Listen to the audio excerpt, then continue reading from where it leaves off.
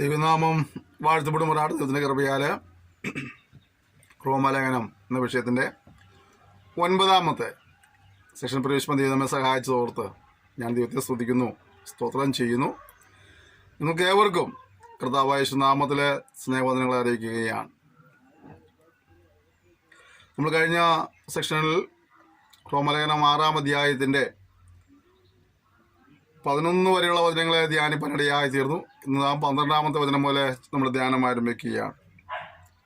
ആകയാൽ പാപം നിങ്ങളുടെ മർത്യശരീരത്തിൽ അതിൻ്റെ മോഹങ്ങളെ അനുസരിക്കുമാറ് ഇനി വാടരുത്.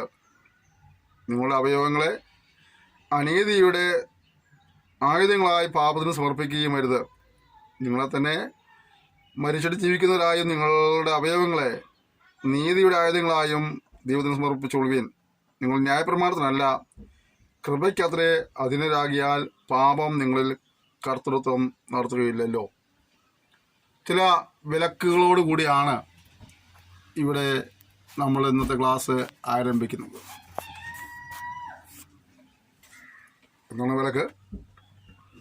ആകയാൽ പാപം ഇനി നിങ്ങളുടെ മർത്ത ശരീരത്തിൽ അതിൻ്റെ മോഹങ്ങളെ അനുസരിക്കുമാറ് ഇനി വാഴരുത്.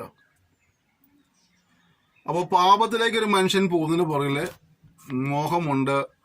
മോഹം ഗർഭം ധരിച്ച് പാപത്തെ പ്രസവിക്കുകയാണ്. മോഹിക്കുന്നത് തന്നെ തെറ്റാണ്.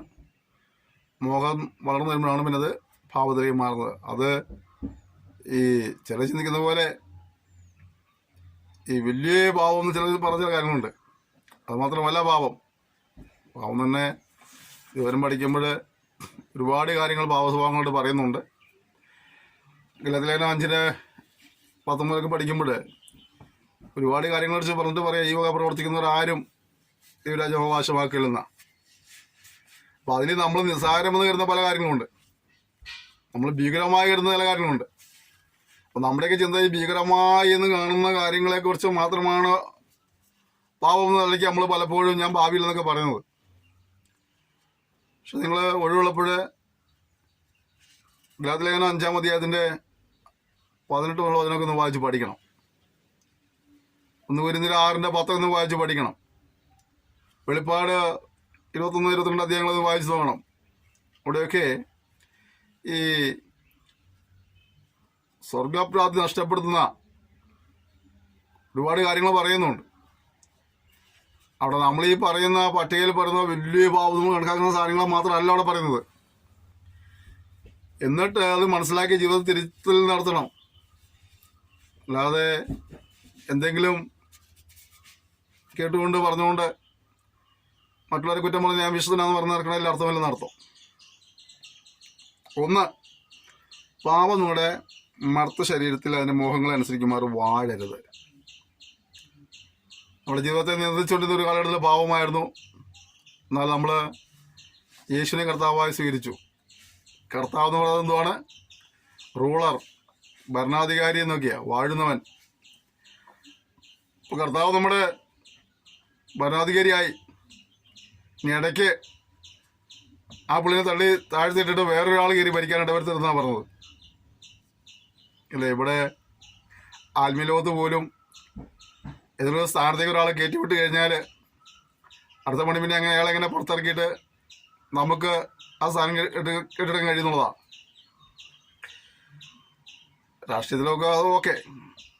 പക്ഷെ നമ്മൾ ആത്മീയലോകത്ത് പോലും ഇപ്പോൾ ആ ഒരു പ്രവണത കണ്ടുകൊണ്ടിരിക്കുകയാണ്. അത് ലോക്കൽ ചർച്ചിൻ്റെ സെക്രട്ടറി ആയാലും ശരി, സെൻട്രലിൻ്റെ സെക്രട്ടറിയോ പ്രസിഡന്റോ വൈസ് പ്രസിഡന്റോ ആയാലും ശരി, റീജിയൻ്റെ ആയാലും ശരി, സ്റ്റേറ്റിൻ്റെ ആയാലും ശരി, നാഷണൽ ലെവലിലാണ് ശരി, അവിടെ ഇരിക്കുന്നവരെ തള്ളി താഴെയാനുള്ള ഒരു ശ്രമം നടത്തിക്കൊണ്ടിരിക്കുകയാണ്. വാഴുന്നവരെ തട്ടിയിടുക. അതൊക്കെ മാനുഷികമാണ്, എന്തും സംഭവിക്കട്ടെ. കർത്താവ് നമ്മിൽ വാഴുമ്പോൾ കർത്താവിനെ ആ സിംഹാസനത്തിൽ നിന്ന് ഇറക്കി വിട്ടിട്ട് നമ്മൾ മറ്റൊരാളോട് പ്രതീക്ഷിക്കരുത്. നമ്മളെപ്പോഴും സൂക്ഷിക്കേണ്ട ഒരു കാര്യമാണ്. പലപ്പോഴും നമ്മൾ അറിഞ്ഞോ അറിയാതെയൊക്കെ അങ്ങനെ കർത്താവിനെ സിംഹാസനം ഇറക്കി വിടുകയും അവിടെ നമ്മൾ മറ്റൊരാളെ പ്രതീക്ഷിക്കുകയും ചെയ്യാറുണ്ട്. ആ തലങ്ങൾക്കാണ് നമുക്കൊരു മാറ്റം വരണമെന്ന കാര്യം ഈ സമയത്ത് മറന്നു പോകരുത്. അടുത്ത, നിങ്ങളുടെ അവയവങ്ങളെ അനീതിയുടെ ആയുധങ്ങളായി പാപത്തിന് സമർപ്പിക്കുകയും വരുത്. വളരെ ശ്രദ്ധിക്കേണ്ട ഒരു കാര്യമാണ്. അനീതിയുടെ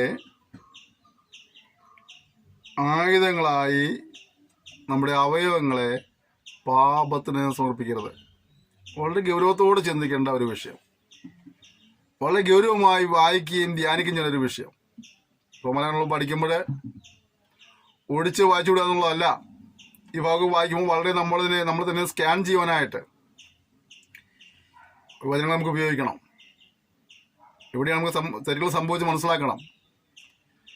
തിരുത്താനുള്ള ഉത്സാഹം നമുക്ക് ഉണ്ടാകണം. എങ്കിലേ പറഞ്ഞാൽ നമുക്കൊരു അനുഗ്രഹമായി തീരുകയുള്ളൂ.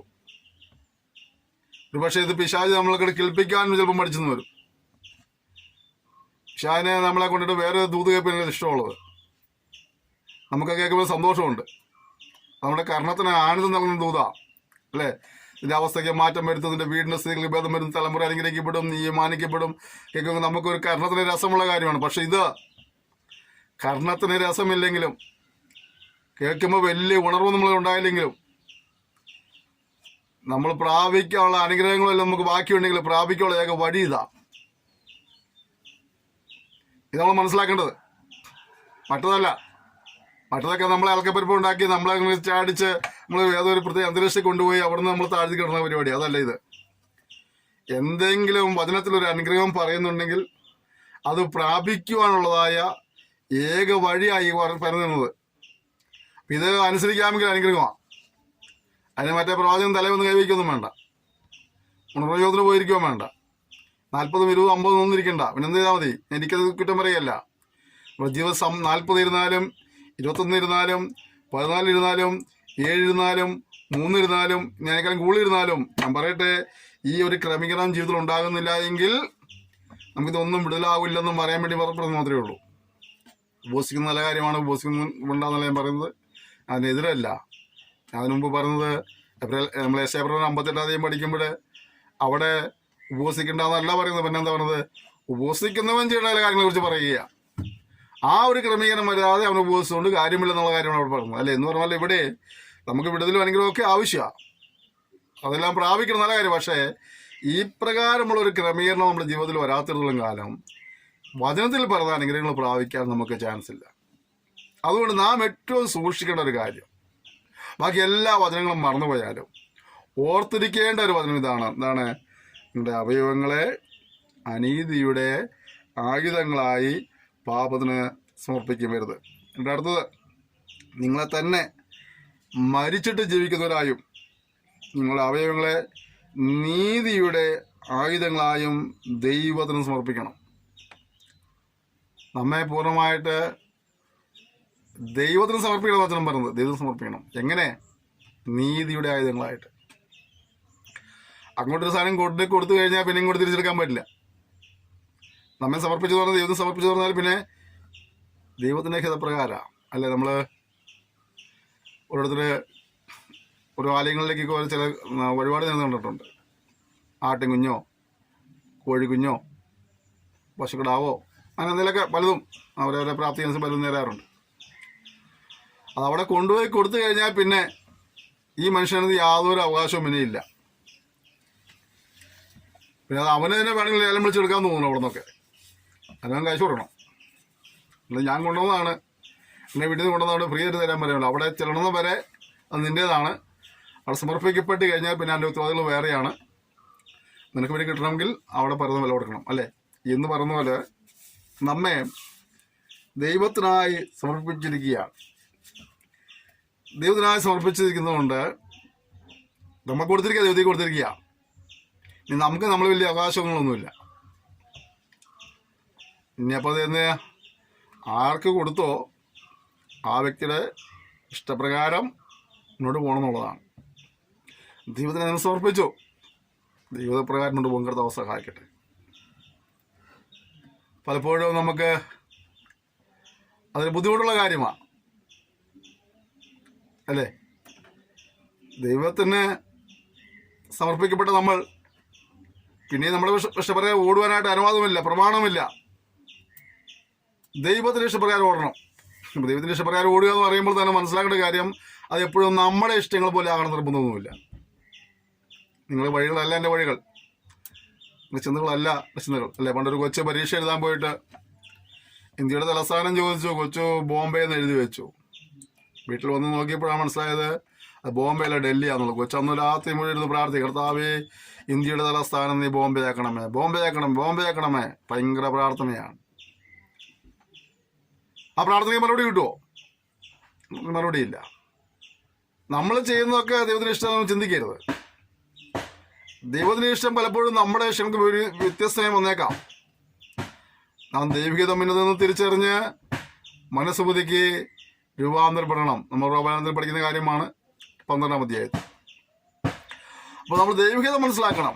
എന്താണ് ഓരോ വിഷയത്തിലുള്ള ദൈവികതം എന്താണ്?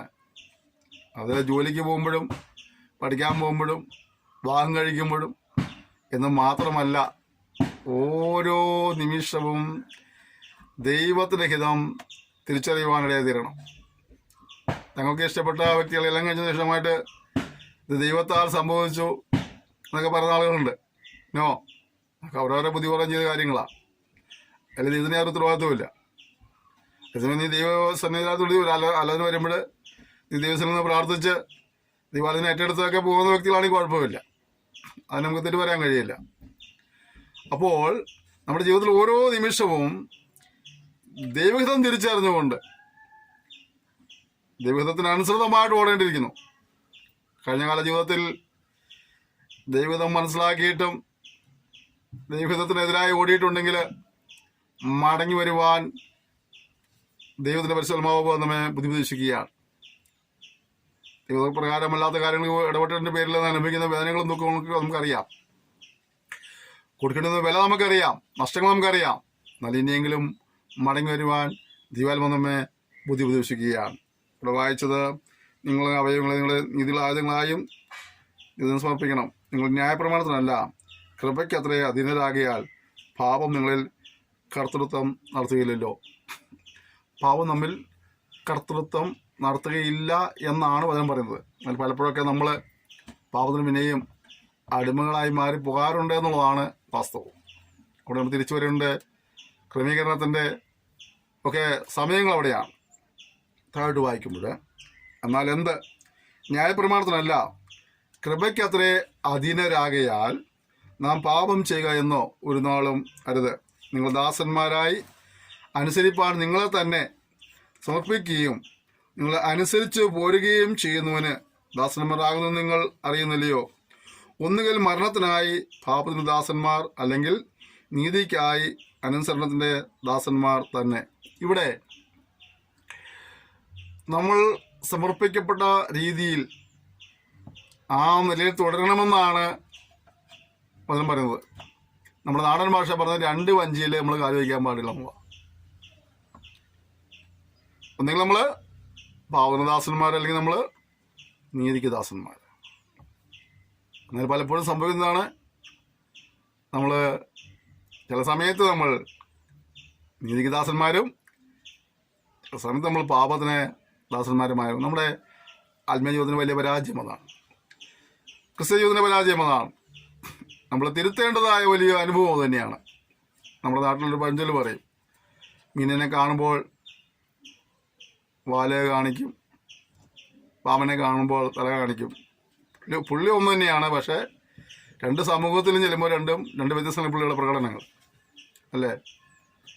അതുപോലെ ഈ വവ്വാലിൻ്റെ കാര്യം അങ്ങനെ തന്നെ പറഞ്ഞത്. മൃഗങ്ങളുടെ അടുത്ത് ചിലപ്പോൾ പുള്ളി തല കാണിക്കുമെന്നും പക്ഷിയുടെ ചിലപ്പോൾ പുള്ളി ചെറുത് കാണിക്കുമെന്നൊക്കെ പറഞ്ഞു. അതൊക്കെ അങ്ങനെ പഴഞ്ചൊല്ല് പോലെ പറഞ്ഞ കാര്യങ്ങളാണെങ്കിൽ പോലും നമ്മളിൽ പലരും അങ്ങനെയാണ്. വ്യത്യസ്തങ്ങളായ വ്യക്തിത്വങ്ങളെ ഉള്ളിൽ ഒളിപ്പിച്ചിരിക്കുക, ഓരോ സമയത്ത് ഓരോന്നെടുക്കാൻ വേണ്ടിയിട്ട് അല്ലേ. നടന്മാർ അഭിനയിക്കുന്ന പോലെയാണ്. അതത് കഥാപാത്രത്തിനനുസരിച്ച് അതുപോലുള്ള മുഖഭാവവും സംസാരവും ശരീരത്തിൻ്റെ ആ ഭാഷയൊക്കെ അങ്ങനെ ആകും. ഇതുപോലെ നമ്മൾ നമുക്ക് ദിവസങ്ങളിൽ ആ അഭിനയമാണ് ഒഴിവാക്കേണ്ടത്. ആ അഭിനയം ഒഴിവാക്കണം. ഒരുപക്ഷെ ഈ റോമലേഖനത്തിൻ്റെ ഈ പാഠങ്ങൾ പഠിക്കുമ്പോൾ എല്ലാവർക്കും ഈ പാഠം ഇഷ്ടപ്പെട്ടൊന്നും വരികയില്ല. ഒരുപക്ഷെ വ്യൂവേഴ്സ് കുറഞ്ഞേക്കാം. ഒരുപക്ഷെ ഷെയറിങ് കുറഞ്ഞേക്കാം, ലൈക്ക് കുറഞ്ഞേക്കാം, കമൻറ്റ് കുറഞ്ഞേക്കാം. എനിക്ക് കാര്യമില്ല, വിഷയമില്ല. പരിശുദ്ധാത്മാവ് പറയാൻ പറയുന്നതുകൊണ്ട് ഞാനത് പറയുന്നു. ഈ വിഷയം പഠിപ്പിക്കുമ്പോൾ ഇത് പരിശുദ്ധാത്മാവ് എഴുതപ്പെട്ട വചനമായതുകൊണ്ട് പരിശുദ്ധാത്മാവ് എന്ന കൃപയ്ക്കനുസരിച്ച് കാര്യങ്ങൾ പറയുകയാണ്. ഏറ്റെടുക്കുന്നവർക്ക് അതൊരു അനുഗ്രഹവും വിടുതലും ഉയർച്ചയും നന്മയുമായിരിക്കും. കേട്ടിട്ട് ഇനിയും ഒരു ക്രമീകരണം വരുത്താതെ പോകുന്നവർക്ക് അത് നിങ്ങളുടെ ഉത്തരവാദിത്തമാണ്. ഞാനല്ലേ ഇടപെടുന്നില്ല. നമ്മൾ ഏതിനു വേണ്ടി നമ്മൾ സമർപ്പിച്ചുവോ നമ്മൾ അതിൽ നിലകൊള്ളണമെന്നാണ് കർത്താവിനെ കുറിച്ച് ആഗ്രഹിക്കുന്നത്. അതുകൊണ്ട് നിശ്ചയമായും ദൈവനും വിശ്വസിക്കുന്ന കർത്താവിൻ്റെ രക്ഷ അംഗീകരിച്ച സ്നാനപ്പെട്ട പ്രിയപ്പെട്ടവരോടാണ് എനിക്കിത് കൂടുതൽ ഈ കാര്യങ്ങൾക്ക് കൂടുതൽ പറയാനുള്ളത്. നമ്മുടെ ജീവിതത്തിൽ അനന്തരം കാണുവാനായിട്ട് ക്രമീകരണം വരുത്തുവാനായിട്ട് കർത്താവ് നമ്മെ സഹായിക്കുമാറാകട്ടെ.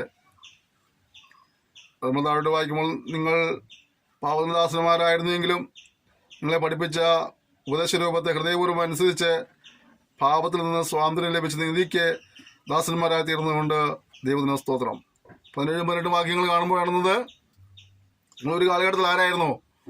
പാപത്തിന് ദാസന്മാരായിരുന്നു, പാപം പ്രവർത്തിക്കുന്നവരായിരുന്നു, പാപത്തിന് സന്തോഷിക്കുന്നവരായിരുന്നു, പാപത്തിൻ്റെ പ്രചാരകരായിരുന്നു. ഇവിടെ നിന്ന് സംഭവിച്ചു, നിങ്ങളെ പഠിപ്പിച്ച ഉപദേശരൂപത്തെ ഹൃദയപൂർവ്വം അനുസരിച്ചു പാപത്തിൽ നിന്ന് സ്വാതന്ത്ര്യം പ്രാപിച്ചു. അപ്പോൾ ഒരു വ്യക്തി പാപത്തിൽ നിന്ന് സ്വാതന്ത്ര്യം പ്രാപിക്കണമെങ്കിൽ അവൻ ദൈവവചനം കേൾക്കണം, ദൈവവചനം മനസ്സിലാക്കണം, ദൈവവചനം പഠിക്കണം. എന്നിട്ട് എന്ത് ചെയ്യണം? അത് ഹൃദയപൂർവ്വം അനുസരിക്കുകയും കൂടെ വേണം. എന്തുകൊണ്ടാണ് നമ്മുടെ ക്ലാസ്, നമ്മുടെ ഈ പാഠ്യപദ്ധതി തുടങ്ങിയത്?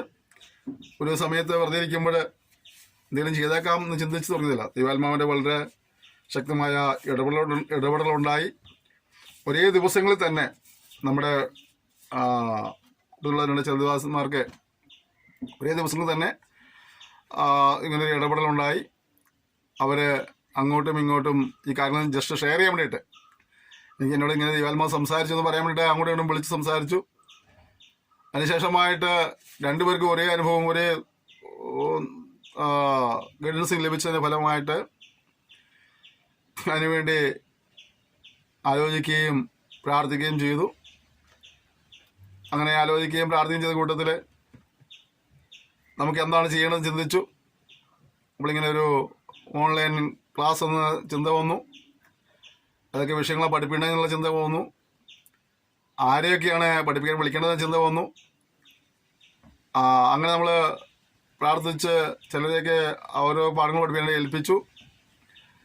അതിൽ ചിലരൊക്കെ അതിന് വില്ലിങ് ആയി. ഇനി നമുക്ക് കുറേ പുതിയ അധ്യാപകർ വരുന്നുണ്ട് ഓരോ വിഷയം പഠിപ്പിക്കാനായിട്ട്. എന്നാൽ പ്രാരംഭത്തിൽ നമുക്ക് ഒരല്പം പാളിച്ച സംഭവിച്ചു പോയത്, നമ്മൾ പഠിപ്പിക്കാനായി ഏൽപ്പിച്ചതായ അധ്യാപകരിൽ ചിലർക്ക് അതൊക്കെ സമയത്ത് ആ പാഠങ്ങൾ പഠിച്ചു ഒന്ന് റെക്കോർഡ് ചെയ്യുവാൻ കഴിയാതെ വന്നു. അപ്പോൾ അതുകൊണ്ട് നമുക്ക് ഇവിടെ പാഠ്യപദ്ധതിയിൽ ആദ്യത്തെ കുറച്ച് പാഠങ്ങൾ തുടർമാനമായിട്ട് അത് ഞാൻ തന്നെ എടുക്കേണ്ടി വന്നു. സത്യത്തിൽ അങ്ങനൊരു ക്രമീകരണമല്ല നമ്മൾ ചെയ്തിരുന്നത്. ഓരോരുത്തരുടെ വിഷയങ്ങൾ ഓരോ ദിവസവും അല്ലെങ്കിൽ ഒരു വിഷയം കഴിയുമ്പോൾ അടുത്ത വിഷയം, അങ്ങനെയുള്ള ക്രമീകരണമാണ് നമ്മൾ തുടങ്ങി വെച്ചത്. പക്ഷേ ചിലർക്ക് ആ പറയപ്പെട്ട സമയങ്ങളിൽ വന്ന് ആ പാഠങ്ങൾ പ്രസൻറ്റ് ചെയ്യാൻ കഴിയാതെ പോയതിൻ്റെ പേരിൽ നമുക്ക് ആരംഭിച്ചതായ ഈ പാഠ്യപദ്ധതി നിർത്തിവയ്ക്കുവാൻ ശരിയല്ലോ ചിന്തിച്ചുകൊണ്ടാണ് നമ്മളിങ്ങനെ ക്രമീകരിച്ചത്. ഇത് അറിയാൽ പുറകെ മറ്റു ദേവാസ്മാർ വന്ന് ക്ലാസ്സിൽ എടുക്കുന്നതായിരിക്കും. അപ്പോൾ ദൈവാത്മാവിൻ്റെ വളരെ വ്യക്തമായ ഒരു ഗൈഡൻസ് ഉണ്ടായിരുന്നു ഈ പാഠ്യപദ്ധതിയുള്ള ബന്ധത്തിൽ. ഞങ്ങൾ ആഗ്രഹിക്കുകയും പ്രാർത്ഥിക്കുകയും ചെയ്ത് ഒരുങ്ങിക്കൊണ്ടിരുന്നു. ദീർഘ സമയമായപ്പോൾ അത് സ്റ്റാർട്ട് ചെയ്തു ക്ലാസ്. കൃപയാൽ ഇന്ന് എനിക്ക് തോന്നുന്നു 155ഓളം ക്ലാസ്സുകൾ ആയിട്ടുണ്ടെന്ന് ചിന്തിക്കുന്നു. ഇത്രത്തോളം ക്ലാസ്സുകളിലേക്ക് വരുവാൻ കർത്താവ് സഹായിച്ചു. ഒരുപാട് പേർ ഇതിനോട് പ്രാർത്ഥിക്കുന്നുണ്ട്. നിങ്ങളെല്ലാം നന്ദി പറയുകയാണ്. പ്രാർത്ഥിക്കുന്നവർക്ക്, സന്ദേശങ്ങൾ ഷെയർ ചെയ്യുന്നവർക്കൊക്കെ, നിങ്ങളെ പ്രോത്സാഹിക്കുന്നവർക്കൊക്കെ നന്ദി പറയുന്നു. ഇതിൻ്റെ പുറകുള്ള ഉദ്ദേശം എന്താണ്? നാം ആരായിത്തീരണമെന്ന് ദൈവം നമ്മെക്കുറിച്ച് ആഗ്രഹിക്കുന്നുവോ നമ്മൾ അപ്രകാരം ആയിത്തീരുക എന്നുള്ളതാണ് ഈ കോഴ്സിൻ്റെ ഏറ്റവും വലിയ ഉദ്ദേശം. ഏത് മനുഷ്യനെയും ക്രിസ്തുവിൽ തികഞ്ഞവനാക്കുക എന്നുള്ളതാണ്. ഏത് മനുഷ്യനെയും ക്രിസ്തുവിൽ തിരുനാക്കുക. അതോടൊപ്പം തന്നെ എന്താണ്, കാണാതെ പോയതിനെ തിരഞ്ഞു രക്ഷിപ്പാനായിട്ട് നമ്മൾ ആ സുവിശേഷൻ്റെ സാക്ഷ്യം വഹിക്കുന്നു. കാണാതെ പോയതിനെ രക്ഷിക്കുക എന്നുള്ള ലക്ഷ്യവും നമുക്ക് ഇതിന് പുറകിലുണ്ട്. നഷ്ടപ്പെട്ടു പോകുന്ന ആത്മാക്കളെ കണ്ടെത്തി യേശുവിൽ കൊണ്ടുവരിക എന്നുള്ളതും ഈ ശുശ്രൂഷയുടെ ഒരു ഭാഗമാണ്. അതോടൊപ്പം തന്നെ ഈ വചനങ്ങളെ ഉള്ളതുപോലെ പഠിപ്പിച്ച് ഇതിൽ വലിയ ഉണർവുകളൊന്നും കൂട്ടിച്ചേർക്കാതെ, മായങ്ങളൊന്നും കൂട്ടിച്ചേർക്കാതെ, മറ്റ് അനേകം വ്യാഖ്യാനങ്ങളെ പുസ്തകങ്ങളുടെ സഹായം തേടാതെ, വ്യാഖ്യാന ഗ്രന്ഥങ്ങൾ ഇല്ലാന്നുണ്ടല്ല, ഒരുപാട് പുസ്തകങ്ങൾ എൻ്റെ മുന്നിൽ ഇരിക്കുന്നുണ്ട്. ഒരുപാട് പുസ്തകങ്ങൾ വായിക്കുകയും നോട്ട്സ് തയ്യാറൊക്കെ ചെയ്യുന്നുണ്ട്. പക്ഷേ അതേ സമയം തന്നെ പരിശുദ്ധാത്മാവ് തരുന്നതായ ആലോചന പറഞ്ഞു കൊടുത്തുകൊണ്ട് അങ്ങനെ വ്യാഖ്യാനം കൊടുത്തുകൊണ്ട് എന്നോട് പോകുന്ന കർത്താവിൻ്റെ കൃപയിൽ ശരണപ്പെടുകയാണ്. ഇത് പഠിപ്പിക്കുന്നത് നിങ്ങളത് ഹൃദയപൂർവ്വം ഏറ്റെടുത്ത് നിങ്ങളെ ദൈവസേനയിൽ നീതിക്കായി സമർപ്പിക്കണമെന്നുള്ള ലക്ഷ്യത്തോടു കൂടിയാണ്. എങ്കിലും നിങ്ങൾക്ക് അനുഗ്രഹം പ്രാപിക്കുവാൻ കഴിയുള്ളൂ. വായിച്ച പാപത്തിന് ദാസന്മാർ ആയിരുന്നെങ്കിലും നിങ്ങളെ പഠിപ്പിച്ച ഉപദേശ രൂപത്തെ ഹൃദയപൂർവ്വം അനുസരിച്ചത് കൊണ്ട് പാപത്തിൽ നിന്ന് സ്വാതന്ത്ര്യം ലഭിച്ച് നീതിക്ക് ദാസന്മാരായി തീർന്നുകൊണ്ട് ഞാൻ ദൈവത്തെ സ്തുതിക്കുകയാണ്. എൻ്റെ പ്രിയ സഹോദരന്മാരെ, കൂടപ്പിറപ്പുകളെ, നിങ്ങളെന്തിനെ കൊണ്ട് പഠിപ്പിക്കുന്നറിയാവോ? നിങ്ങൾ അനുഗ്രഹം പ്രാപിക്കട്ടൊപ്പം തന്നെ നിങ്ങൾ ഇതുപോലെ അനേക ഇടങ്ങളിൽ പാപത്തിൽ ദാസന്മാരായ ഒരുപാട് പേരുണ്ട്. പാപത്തിൽ ജീവിക്കുന്ന ഒരുപാട് പേരുണ്ട്. നിത്യശിക്ഷയ്ക്ക് വിധിക്കപ്പെട്ട ഒരുപാട് പേരുണ്ട്. നിത്യാഗ്നിയിലേക്ക് പോകുന്ന ഒരുപാട് പേരുണ്ട്. നിങ്ങൾ പഠിച്ച കാര്യങ്ങൾ അവരെയും കൂടി പഠിപ്പിച്ച് അവർക്ക് വേണ്ടി പ്രാർത്ഥിച്ച് അവരെ ദൈവങ്ങളിലേക്ക് വന്നിട്ട് അവരും ആരായി തീരണം? ഈ നീതിക്ക് ദാസന്മാരായി പാപത്തിൽ നിന്ന് സ്വാതന്ത്ര്യം പ്രാപിക്കണമെന്നുള്ളതാണ് ഞങ്ങളുടെ ആഗ്രഹം. അത് നിങ്ങൾ പഠിപ്പിക്കുന്നത്. നിങ്ങൾ പഠിച്ച് ഡിഗ്രിയും മേടിച്ചിരിക്കാനല്ല, നിങ്ങൾ മറ്റുള്ളവർ പറഞ്ഞു കൊടുക്കുന്നതിലൂടെ അങ്ങനെ പാപത്തിന് ശിക്ഷ നിന്ന് രക്ഷിക്കാൻ കഴിയും. വരുന്ന നാളുകളിലേക്കുള്ള സുവിശേഷന്മാരാണ് നിങ്ങൾ. നിങ്ങളുടെ ശുശ്രൂഷയിലൂടെ അടുത്ത തലമുറയിലേക്കുള്ള സുവിശേഷകരെ വാർത്തെടുക്കേണ്ട ഉത്തരവാദിത്വം നിങ്ങൾക്കുണ്ട്. ഒരു സമൂഹത്തെ, ഒരു തലമുറയെ കർത്താവിന് വേണ്ടി വാർത്തെടുക്കുക എന്നുള്ളതാണ് ഈ കോഴ്സിൻ്റെ ആത്യന്തികമായ ലക്ഷ്യം. അതിനുവേണ്ടി ചിലർ വില കൊടുക്കുന്നു മാത്രമേ ഉള്ളൂ. ചിലർ അവരുടെ സമയങ്ങൾ ചിലവഴിക്കുന്നതിന് വേണ്ടിയിട്ട്, ചിലർ അവരുടെ ടാലന്റുകൾ ചിലവഴിക്കുന്നു. ഇതിനു വേണ്ടിയാണ് ചിലർ അവരെ സാമ്പത്തികമായ ചില നന്മകൾ ഇതിനുവേണ്ടി ചിലവഴിക്കുന്നു. ഇതിനു വേണ്ടിയിട്ടാണ് ഒരു തലമുറയെ കർത്താവിന് വേണ്ടി ഒരുക്കെടുക്കുക എന്നുള്ളതാണ്. ഒരു വിശ്വാസ കൂട്ടത്തെ മാത്രമല്ല, ശിക്ഷകണത്തെ മാത്രമല്ല, ചില പ്രവാചകന്മാരെ, ചില അപ്പോസ്തലന്മാരെ, സുവിശേഷകന്മാരെ, ഇടയന്മാരെ, ഉപദേശകന്മാരെ ഒരു തലമുറയിലേക്ക് വേണ്ടി വളർത്തെടുക്കുവാനുള്ളതായ ഒരു ക്രമീകരണവും ഒരു ശുശ്രൂഷയുമാണ് ഇത്. നിങ്ങളതുകൊണ്ട് തന്നെ ആത്മാർത്ഥമായി ഓർത്ത് പ്രാർത്ഥിക്കേണ്ട ഓർമ്മിപ്പിക്കുകയാണ്. നിങ്ങൾക്ക് ശുശ്രൂഷയിൽ പങ്കുചേരാം. നിങ്ങൾക്ക് അതിനും പഠിപ്പിക്കാൻ കഴിഞ്ഞൊന്നും പഠിപ്പിക്കാം, ഒരു കുഴപ്പമില്ല. ഇവിടെ ഒന്ന് റെക്കോർഡ് ചെയ്യണം മാത്രമേ ഉള്ളൂ. പരസ്യങ്ങൾ നടക്കുമ്പോൾ പരസ്യം സംബന്ധിക്കാം. മുറ്റത്തെ കൺവെൻഷനിൽ പ്രസംഗിക്കാൻ അവസരം തരാം, പാടാൻ അവസരം തരാം. നിങ്ങളുടെ നാട്ടിലേക്ക് ഇതുപോലൊരു പരസ്യയോഗം വേണം, അല്ലെങ്കിൽ ഒരു മുറ്റത്തെ കൺവെൻഷൻ വേണം, നമുക്ക് ഒരുമിച്ച് അത് ചെയ്യാം, കുഴപ്പമൊന്നുമില്ല. അത് നിങ്ങളുടെ സഭകളിൽ പേഴ്സണൽ ഇവാഞ്ചലിസമോ ചർച്ച ഗ്രോത്ത് സെമിനാറുകളോ യൂത്ത് മീറ്റിങ്ങുകളോ ഒക്കെ നടന്ന് നിങ്ങൾക്ക് താല്പര്യമുണ്ടോ? ഞങ്ങളൊന്നും ചെയ്യാം, കുഴപ്പമൊന്നുമില്ല, നമുക്ക് ഒരുമിച്ച് ചെയ്യാം.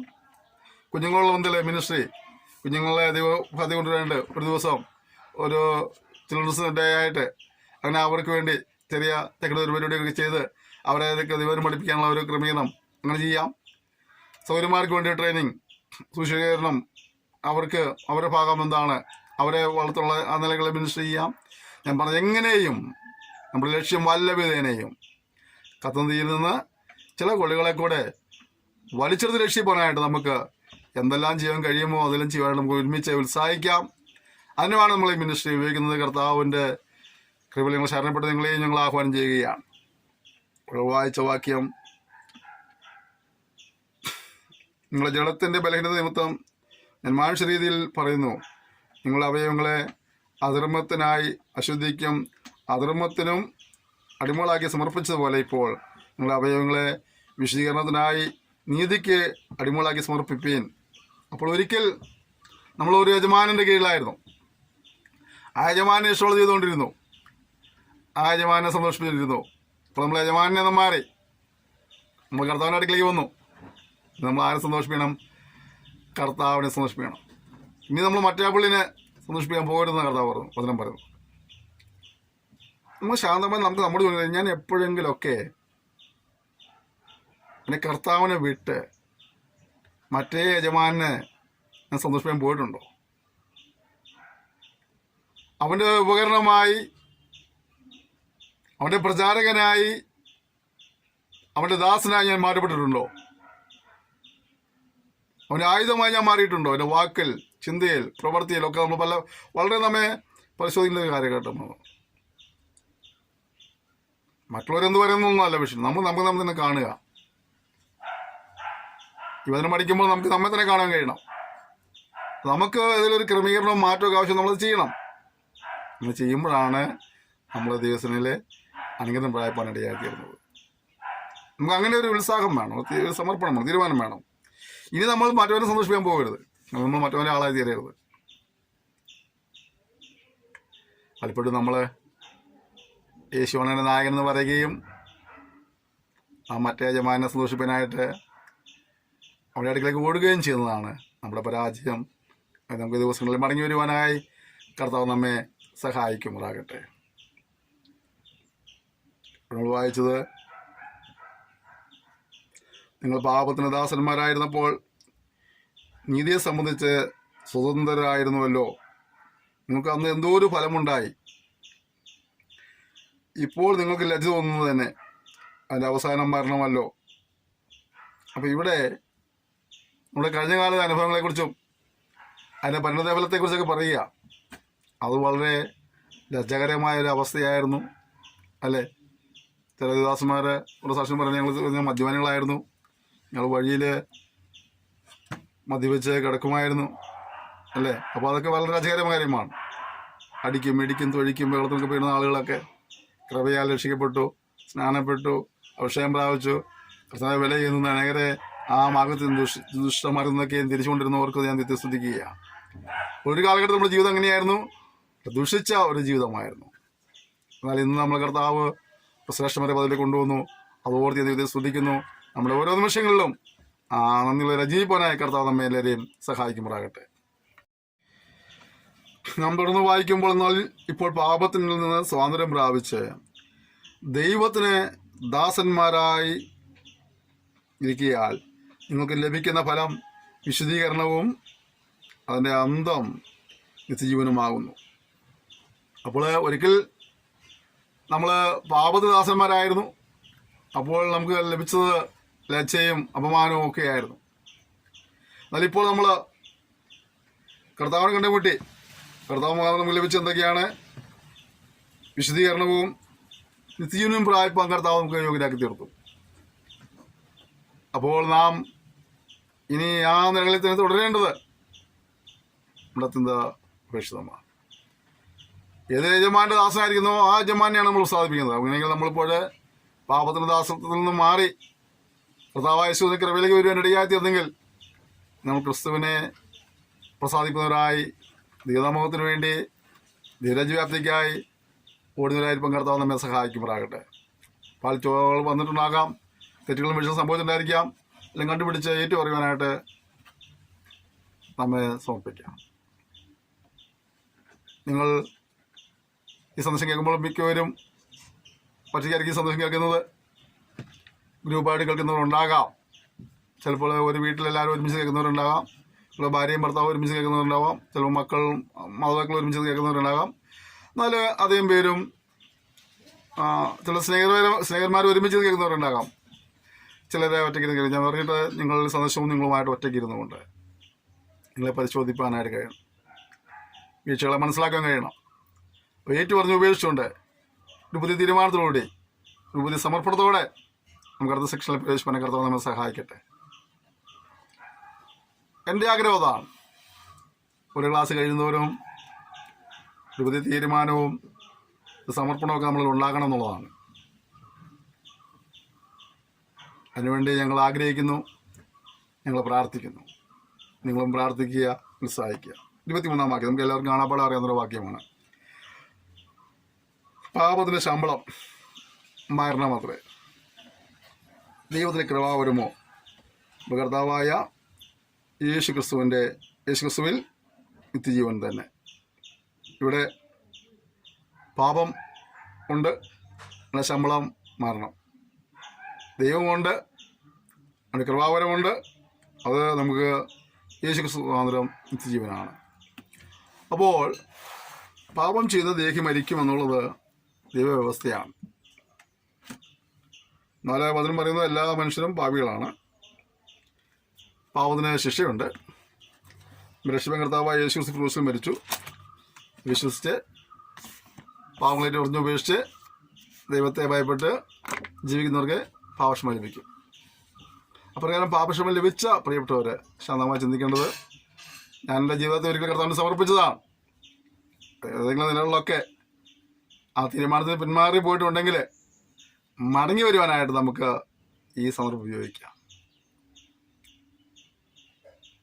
ഇതുവരെയും യേശുക്രിസ്തുവുമായി വ്യക്തിപരമായ ബന്ധം സ്ഥാപിക്കാത്ത ആരും കേൾക്കുന്നുണ്ടെങ്കിൽ പ്രിയപ്പെട്ടവർ നിങ്ങൾക്കും ഈ സമയം ഉപയോഗിക്കാം. ഇന്നലെ അവർ ജീവിച്ചതൊക്കെ പാപത്തിന് ദാസന്മാരായിട്ട് ജീവിക്കുകയായിരുന്നു. എന്നാൽ കർത്താവേ, ഞാൻ ഈ സമയം മടങ്ങി വരുന്നു, എന്നോട് കരുണ കാണിക്കണമേ, നിങ്ങളുടെ നാളുകൾ ഞാൻ നിനക്ക് വേണ്ടി ജീവിപ്പാൻ എന്നെ സമർപ്പിക്കുന്നു പറയുവാനായിട്ട് നിങ്ങൾക്കും കർത്താവോട് വരും. നാം കേൾക്കപ്പെട്ട വചനത്തിന് മുമ്പാകെ നമ്മെ സമർപ്പിച്ച് ദൈവത്തിൽ ഒരുമിച്ച് പ്രാർത്ഥിക്കാം. ഒരു ക്രമീകരണത്തോടെ ഒരു സമർപ്പണ ദിവസത്തിലായിരുന്നു അടുത്ത സഹായിക്കട്ടെ. പരിശുദ്ധനായ ദൈവമേ, സ്വർഗ്ഗപിതാവേ തന്ന സെക്ഷനായ സ്തോത്രം ചെയ്യുന്നു. ഇതുവരെയും അങ്ങയെ രക്ഷകനെ അംഗീകരിക്കാത്ത ആരെങ്കിലുണ്ടെങ്കിൽ അവരുടെ രക്ഷകനെ അംഗീകരിക്കാൻ കർത്താവ് സഹായിക്കണമേ. അങ്ങേ രക്ഷകനെ അംഗീകരിച്ചതിനു ശേഷമായിട്ട് പിന്നെയും പാപത്തിൽ വീഴുകയും പിന്മാരിപ്പിച്ചവരുടെ കർത്താവിനെ മടക്കി വരുത്തുമാറാണെന്ന് പ്രാർത്ഥിക്കുന്നു. കർത്താവെ, ആത്മീയം ജീവിക്കുന്നവരെയും കർത്താവ് പിന്നെയും ശക്തീകരിക്കുമാറാകണമേ. എല്ലാ നിലകളിലും നിന്നെ പ്രസാദിക്കുന്നവരെ തിരുവാനായിട്ട് നീ സമൂഹത്തെ സഹായിക്കുമാറാണെന്ന് പ്രാർത്ഥിക്കുന്നു. ഭർത്താക്കളെയും അധ്യാപകരെല്ലാം നീ അനുഗ്രഹിക്കുമാറാണെന്ന് പ്രാർത്ഥിക്കുന്നു. ഇത്തരം നല്ല സാവധാനങ്ങൾക്കായും സാവകാശങ്ങൾക്കായും സ്തോത്രം ചെയ്യുന്നു. കർത്താവിൻ്റെ മുഖങ്ങളെല്ലാം നീ അനുഗ്രഹിക്കുമാറാണെന്ന് പ്രാർത്ഥിക്കുന്നു. പിന്നെയും ഞങ്ങൾക്ക് അതിൻ്റെ സ്നേഹവചനം പഠിച്ച് കുളനില തിരുവങ്കൃത സഹായിക്കണമേ. ഞങ്ങൾ പഠിക്കുന്ന കാര്യങ്ങൾ മറ്റുള്ളവരെ പഠിപ്പിച്ചുകൊണ്ട് അനേകരെ കർത്താവെ പാവത്തിൽ നിന്ന് സ്വാതന്ത്ര്യം പ്രാപിക്കുന്ന രീതിയിൽ ഒരുക്കിയെടുക്കുവാനായ കൃപ നൽകപ്പെടുമാറാകണമെന്ന് പ്രാർത്ഥിക്കുന്നു. എല്ലാവരും തിരുനാമത്തെ മഹത്വപ്പെടുത്തിയാട്ടെ. ഞങ്ങൾ ഒരുമിച്ച് അനുഗ്രഹിച്ചാട്ടെ. യേശു നാമത്തിൽ തന്നെ ആമേൻ. ക്ഷമയോടെ സന്ദർശിച്ച നന്ദി പറയുന്നു. ഇത് നിങ്ങളെല്ലാവരെയും ധാരാളമായി അനുഗ്രഹിക്കുമാറാകട്ടെ. കർത്താവിൻ്റെ ഒരു താമസിച്ചാൽ നമുക്ക് അടുത്ത സെക്ഷനിൽ നമുക്ക് വീണ്ടും കാണാം. അതുവരെയും കർത്താവ് തൻ്റെ വിസ്താരമായ ചെറുകടയിൽ നമ്മെ സൂക്ഷിക്കുന്നതിനായിട്ട് നമുക്ക് പരസ്പരം ഓർത്ത് പ്രാർത്ഥിക്കാം. നിങ്ങളെല്ലാ സഹകരണത്തിനും എല്ലാ പ്രോത്സാഹനത്തിനും നന്ദി പറയുന്നു. നിങ്ങൾ ഓർമ്മിപ്പിക്കട്ടെ, ദയവായി സന്ദേശങ്ങൾ ഷെയർ ചെയ്യുക, മറ്റുള്ളവരുടെ ഈ കോഴ്സിനെ കുറിച്ച് പരിചയപ്പെടുത്തുക, ശുശ്രൂഷയോർത്ത് പ്രാർത്ഥിക്കുക. Thank you. May God bless you.